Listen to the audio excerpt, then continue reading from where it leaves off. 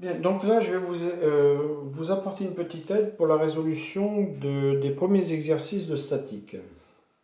Alors, il s'agit de rechercher la position d'un centre de gravité sur un solide et d'établir le torseur des actions mécaniques de l'action de la pesanteur sur ce solide.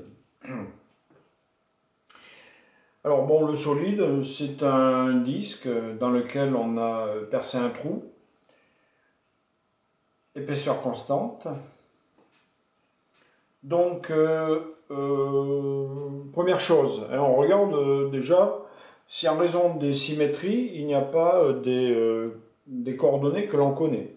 Alors, le point O, il est au milieu de l'épaisseur du solide, donc forcément, la coordonnée selon Z de G est nulle. Ensuite, il y a une symétrie matérielle, vous voyez, par rapport à l'axe OX. Donc, même chose, vous voyez, YG est nul aussi. Hein, d'accord? Donc, première chose, c'est ce que l'on fait. Hein. On regarde donc déjà tout ce qui est évident. Hein, vous voyez, donc on voit que YG égale 0 et ZG égale 0. Bon, ça, c'est évident. Donc, il n'y a plus que XG à calculer. XG.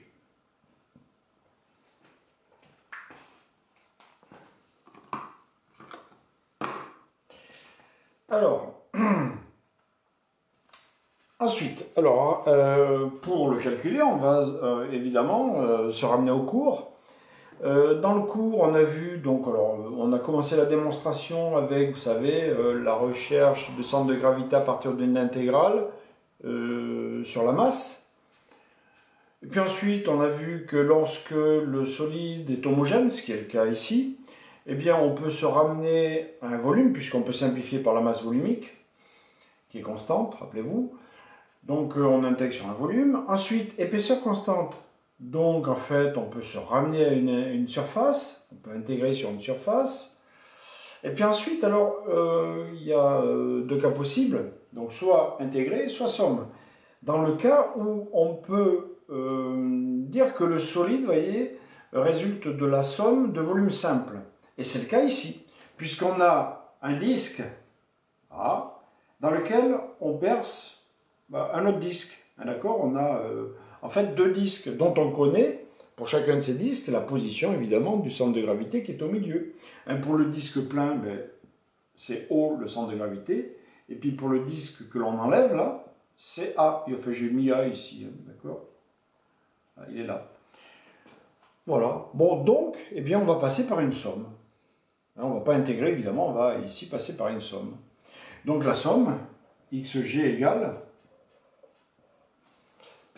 J'ai plus de stylo là. XG égale... Donc, rappelez-vous, 1 sur... Alors, M, c'est la masse, hein, d'accord, la masse totale. Ça, c'est la formule de départ. Mais après, bon, quand on simplifie, solide homogène, donc on simplifie par ρ, on passe au volume, épaisseur constante, on passe à la surface. Donc ici, en fait, ça va être la surface que l'on voit ici, hein, d'accord? Donc ça va être grand S1, la surface donc du grand disque, moins, alors là on enlève, hein, vous voyez, une surface, hein, puisqu'on fait un trou, donc moins S2. Donc ça va être S1 moins S2. Bon, S1 c'est pi grand R carré, et puis S2 c'est pi petit r au carré. Et ensuite, somme de I égale 1 à 2, alors ici il y a un 2, hein, de XGI SI. Alors ici je vais écrire directement, donc alors XG1 S1 moins, d'accord, hein, on enlève toujours, donc XG2 S2. On peut dire que S, si vous voulez, c'est une surface négative. S2, c'est une surface négative. Voilà, bon, à vous de le faire. Dans XG1, donc évidemment, c'est le point O, hein, c'est l'origine du repère, donc ça, c'est nul. Et puis XG2, bon, c'est cette distance-là, c'est grand R sur 2. Voilà. Donc ça, vous le calculerez, hein, à vous de le faire. Ensuite, alors je vous demande donc le torseur de l'action de la pesanteur. la pesanteur. Alors l'accélération de la pesanteur, vous voyez, c'est G selon Y, comme ceci, vous voyez. Voilà. Donc le poids, évidemment, il est dans ce sens-là. Bon, donc tension de l'action de la pesanteur, premièrement, résultante, et ensuite, moment résultant. Alors la résultante, eh c'est le poids, hein, d'accord, de l'action de la pesanteur, donc le poids. Okay. Alors torseur de l'action de la pesanteur sur S, on peut écrire comme ça, égale donc point O. Donc le poids à calculer. Bon, vous devez savoir le calculer, évidemment. Donc on parle de la surface qu'on connaît, donc S1 moins S2, que multiplie l'épaisseur, ça nous donne le volume, que multiplie donc la masse volumique, ça nous donne la masse, que multiplie donc le vecteur accélération de la pesanteur, et ça nous donne le poids. Ensuite, le moment, donc moment en eau de l'action de la pesanteur sur S, eh bien ça va être, donc le moment en eau de G sur S, ça va être égal au poids P, vectoriel, le vecteur distance, donc GO, que vous allez former à partir des coordonnées que vous aurez calculées. Donc XG ici, Y et Z nul. Voilà, hein, puisque vous savez qu'on passe par le point G, puisque le poids, il est appliqué au centre de gravité du solide. Donc à ce point, le moment est nul. Au point G.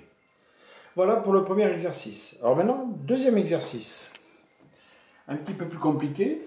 Bon, je vais effacer ici.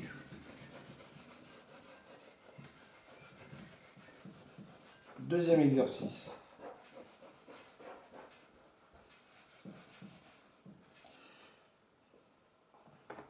Un demi-disque maintenant, dans lequel on va aussi percer un trou. Alors un demi-disque, alors on va procéder de la même manière qu'ici, ouais, on va passer par une somme, sauf que là on ne connaît pas pour le demi-disque plein la position du centre de gravité. Alors on sait en raison des symétries qui va être située sur X, donc il n'y aura que X à calculer. Mais là, on va devoir passer par une intégrale pour trouver la position donc, du centre de gravité du demi-disque plein. Voilà, puis après, une fois qu'on l'aura trouvé, ben, hop, on pourra appliquer, vous voyez, la somme. Hein. Alors, donc, l'intégrale, ça va nous donner xg, hein, il n'y a que xg à calculer, égale. Alors, 1 sur, alors on passe évidemment par la surface, donc S sur grand S, hein, donc c'est S1, ici on a S1, hein, d'accord, sur S1, voilà. Intégrale sur toute la surface, sur cette surface, hein, sur ce demi-disque, donc ça va être une intégrale double. Alors on intègre sur une surface, intégrale double, et ensuite donc on aura xmi, hein, d'accord, ça c'est la coordonnée, donc selon x du point courant mi, je vous rappelle, hein, mi c'est un point courant, qui est situé au centre d'une surface élémentaire ds, hein, qu'on appelle ds. Voilà. Alors maintenant, la forme de ce solide, vous voyez, un demi-disque. Donc il faut choisir les coordonnées, hein, d'accord, les coordonnées avec lesquelles on va travailler. Évidemment ici, coordonnées polaires. Avec donc ρ, hein, ici le rayon ρ, et l'angle θ. D'ailleurs, on peut trouver les bornes des intégrales. Alors, donc, on aura deux éléments différentiels, des ρ, des θ, hein, d'accord, puisqu'on a ces deux coordonnées, ρ et θ. Donc, ρ, lui, va varier de 0, vous voyez, à r, et θ de 0 à pi, hein, pour balayer toute la surface. Donc ici 0 R et là 0 pi. Donc il reste maintenant à expliciter xmi et ds. Alors ds d'abord. ds en coordonnées polaires. Hein. ds égale. Alors en coordonnées polaires, hein, d'accord. Alors on a entre guillemets un carré, hein, un petit carré. Une surface élémentaire donc qui en fait, en raison des coordonnées polaires, va avoir cette surface, cette forme-là, pardon. Voilà. Donc ici, on a un dθ. Je grossis la petite surface qu'il y a là. Donc au centre, donc, il y a le point courant émis. Voilà. Et puis ici, donc, il y a ρ là. Donc en fait, cette surface ds, vous voyez, ça va être donc le produit de ce côté par celui-ci. Hein, puisque c'est une surface infinitésimale. Donc, alors, en coordonnées polaires, ici, on a un arc, mais comme c'est une distance très très petite, on confond, si vous voulez, l'arc avec la corde. D'accord? Voilà. Alors, cet arc, il est égal à quoi? Il est égal à ρ dθ, hein, cet arc. Ρ dθ, hein, ρ fois l'angle, dθ. Et ensuite, ce côté-là, il est égal à dρ, hein, puisqu'ici on a ρ, donc ça c'est dρ. D'accord? Voilà, donc ds, ça sera égal à dρ fois ρ dθ.